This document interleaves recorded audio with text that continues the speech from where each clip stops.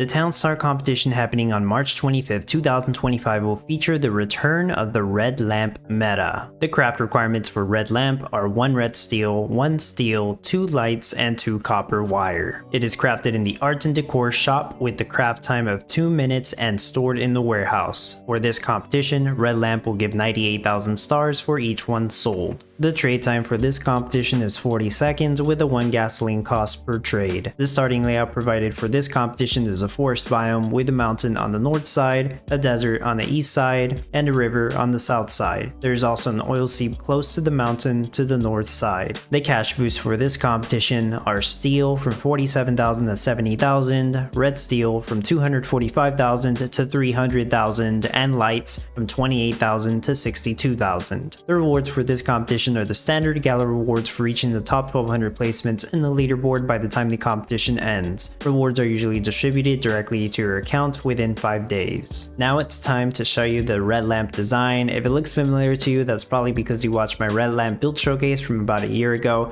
It's almost the same design. The biome is very similar. There's only a few differences. Instead of 2 mountains, we only have 1 mountain to the side, and it's still on the north. We still have the oil seep next to the mountain on the north. We still have the 1 river on the south, and we still have the desert edge, but instead of the desert edge being on the west side, this time it's on the east side. So I've inverted the design so that the sand mines are over here on the east, so they have the passive sandy from the desert so they can be on a green craft timer. And same goes with the molten glass production as well as the lights production. I have that all close together. So that was the main change here, is the inverted design. There were a few changes made, such as adding 2 more tree farms since we don't have the second mountain to cast shade on these spots. And the previous design had 2 copper panning sites, but I realized that you really only need 1 copper panning site in order to get this production rate to work. So that's basically all the changes that were made. This one is doing 9.5 red lamps per hour. It's been running for over a day, believe it or not. I haven't gotten disconnected in a day. I'm surprised I've been running it this long. I'm going to scroll through the production monitor so you can see the production rates of everything. Copper wire was at 22 per hour, so that would be enough copper wire for 11 red lamps. The lights are at 26 per hour, so that would be enough lights for 13 lamps. But the only thing that's still stopping it from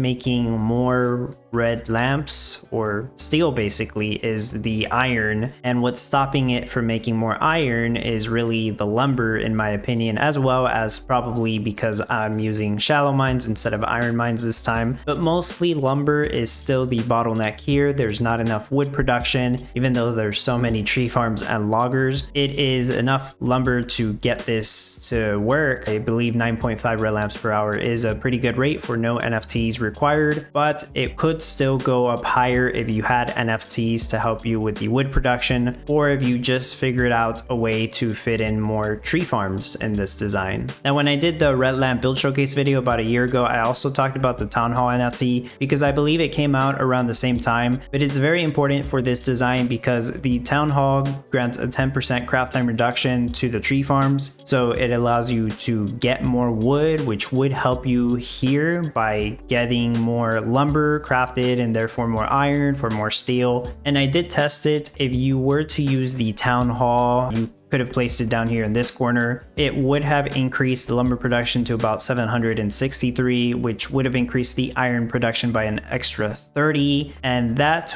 apparently increased the red lamp production to 10 per hour, which makes sense. That's about 3 steel, and you basically need 6 steel per red lamp. So yeah, it did increase the production of red lamps to 10 per hour. If you were to use a town hall NFT, that would have been the only change you needed to make. So I did want to mention that this design is basically 10 red lamps per hour with just the town hall NFT, which I assume most players have. And as usual, I am going to break down the crafting process of everything going on here, starting with lumber production. I have 19 logger houses, 41 tree farms. They all have the 5 passive water that they need. They are all on a green craft timer. There's a total of 9 power plants in this design that are giving passive energy for various buildings, including the lumber mills. There are 11 lumber mills in this design. However, I only have 10 of them turned on. Notice how this one is not turned on. So you don't actually need the 11th lumber mill, but if you were to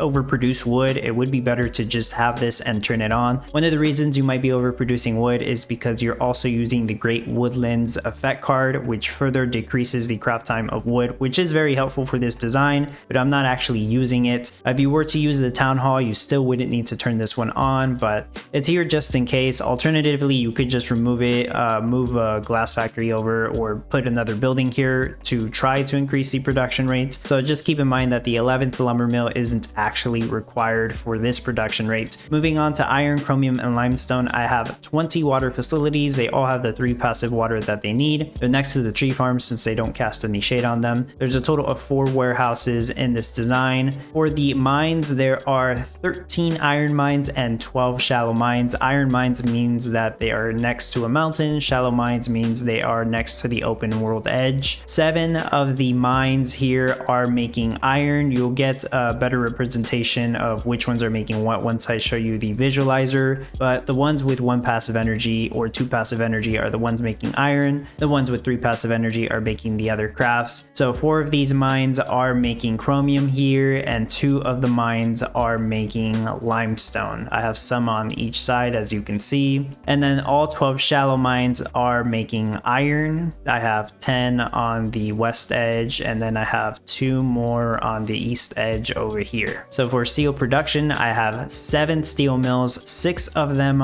are making steel. I've got 2 right there, 2 right here, and another 2 right here. This one might be the only one with 2 passive water drums. All the other ones have 1 passive water drum. The 7th steel mill is right here. This one is the one that's making red steel. It is next to the silo, and where it will quickly grab the 14 strawberries that it needs to craft red steel. And I do have 1 tractor and 2 strawberry fields to get all of the strawberries I need to make this work. Now for light production, I have 1 forklift in charge of picking up the silica from the 2 sand mines that are on a green craft timer because they have the 3 passive sandy from being next to the desert edge. That silica should be deposited in the closest warehouse, which is right here, so that the 4 glass factories can quickly pick up the items that they need to craft molten glass, and then that molten glass should get stored here and quickly picked up by the North Pole Creation Lab to craft lights. And the North Pole Creation Lab does have the 3 passive energy that it needs. And the final 2 things to explain are the copper wire and the red lamps. So I have 1 panner house here. You don't need to use a panner bunkhouse. Originally this was a panner bunkhouse on the previous design, but now that I'm only using 1 copper panning site, you really only need 1 worker to get this to work. It will pick up the copper ore from the copper panning site, take it to the ore storage right here, and then it gets picked up by the forge to craft copper, take it to the closest warehouse, and then that gets picked up by the wire mill, which has the 1 passive energy from the nearby power plant, in order to craft copper wire. Then you use all those materials in the 1 art and decor shop over here to craft the red lamps. For the gasoline setup, it is kind of split up here. So I have the refinery crafting gasoline here with the 2 water pumps for the passive water drums, at least 6 passive energy from all the nearby power plants, and I have the refinery over here crafting petroleum. It does have the 2 passive crude oil from the oil seep right here. Petroleum gets stored in the fuel storage, which is right here, and the petroleum quickly gets picked up by the refinery crafting gasoline. For the trade depot, I am only using 1 of them right here. Even with the 40-second craft time, with how balanced this design is, it will work with just the 1 trade depot. Here's what the auto trade looks like. I have all these items at an auto trade quantity of 10. Make sure you're not crafting energy, or else you'll be making unnecessary sales of energy, and I would recommend putting wood on an auto trade quantity of 10 just in case you are overproducing it, since you need to make sure that you have lumber in your lumber yards to craft all the minerals. Here's what the build looks like on the visualizer. Total cost is about 20.2 million. Wages are 22,540 per minute, but you will have no issue paying the wages once you're finished. There's 2 stages, but the only difference is the town hall, just explaining how the town hall can make 10 per hour with this design.